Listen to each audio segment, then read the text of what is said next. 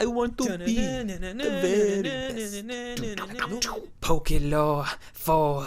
The history and mystery of Pokéballs. Any Pokemon trainers familiar with Pokéballs, they're used to capture Pokemon. I'm sure many of us can relate finding that so special and rare Pokemon out in the wild, and only having one chance to catch it. With sweat dripping down your face and blood pumping in your heart, you cross your fingers, throw the ball and hope. Shake, shake, and God damn it! But what do we really know about them? I mean, how do they even work, and where do they come from? We'll be exploring both the history and mysteries of Pokeballs in this episode of Pokelore in order to catch the answer.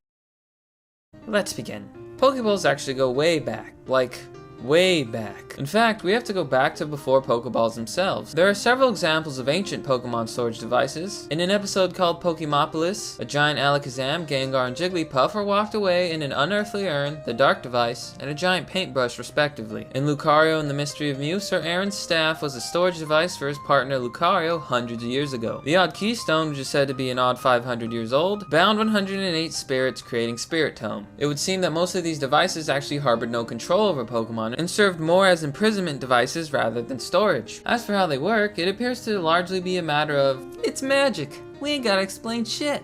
However, some form of energy, magical or occult in nature, is likely the culprit. This even appears to be confirmed by ancient Pokemon control devices like the red and blue orbs said to contain ancient power. So the concept isn't new, and eventually humans developed the first real form of Pokeball. Apricorns, which were first introduced in Generation 2, are special fruits native to the Johto region. The fruits have tough outer shells, and specialists such as Kirk hollow them out and fit them with special devices that can catch Pokemon. Think of these as handmade Pokeballs. Taking what we already know, we can also assume that they're energy-based, and were invented roughly 400 to 700 years ago for modern day. Now it's interesting to note that before these things existed, Pokemon were known as magical creatures, rather than pocket monsters, which is probably the biggest contributor to the current trainer-Pokemon relationship, and probably says a few things about how Pokemon were viewed in the past. Eventually, big business and technological advancement created the first manufactured Pokeballs. But while the previous designs are simplified, these bad boys bring up quite a few questions. But let's start with what we can take at face value. Pokeballs can change shape, are outfitted with mirrors and strange circuitry,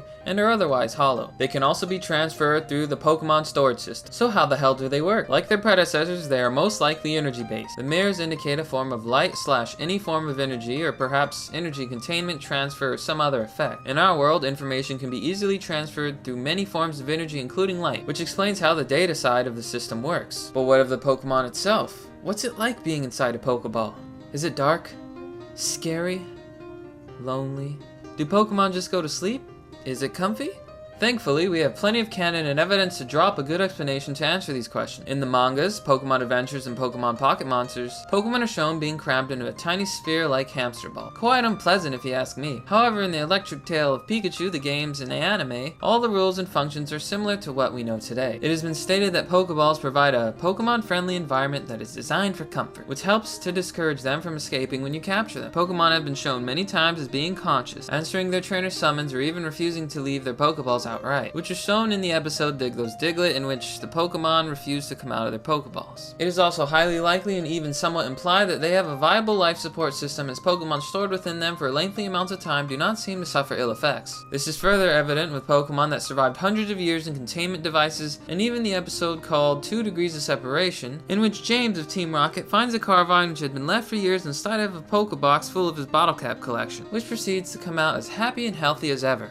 Pokeballs can also hold items and are not infallible, as they can and often do break. Now to answer a question which helped inspire this episode of Pokelore, brought up by the user, The Real Scrap, who asked, why can't they use Pokeballs on humans? In the episode All That Glitters Is Not Golden, a trainer attempts to recapture a Sudowoodo who hides behind Jessie of Team Rocket. She is hit with a beam of energy, zapped, and stunned, but makes a full recovery, meaning that Pokeballs appear to have anti-human capture programming coded into them, for obvious reasons. On the same token, in battling the enemy within, an ancient Pokeball-like device contained the spirit of the King of Pokelantis, hinting that the function probably depends on the specific device and era in which it came from and was designed. So now that we've dwelled on everything Pokeball, I believe we can draw our overall conclusion. Pokeballs are highly advanced modern-day era manufactured Pokemon storage containment devices, which contain some sort of scanner, code, or mechanism that differentiates humans from anything else. Using energy as a base, they are able to store items, Pokemon, Pokemon and data. As for the Pokemon and the conditions within the Pokeball,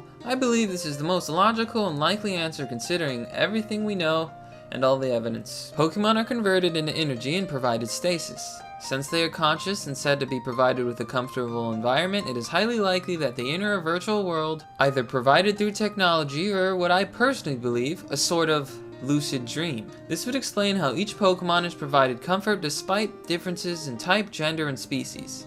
They are asleep, but also awake, preserved to some degree as energy and consciousness, comfortably living in a world that drifts in between the twilight of dreams and reality. And honestly, that sounds pretty damn relaxing. Thank you for watching and I hope you enjoyed. Please be sure to like, favorite, comment, and subscribe, as every time you do I practically cream my pants. I've gotta say this takes a bit of effort, but I'm really enjoying doing this. I really appreciate your guys' feedback and support, so thank you. This is Reaper, signing out.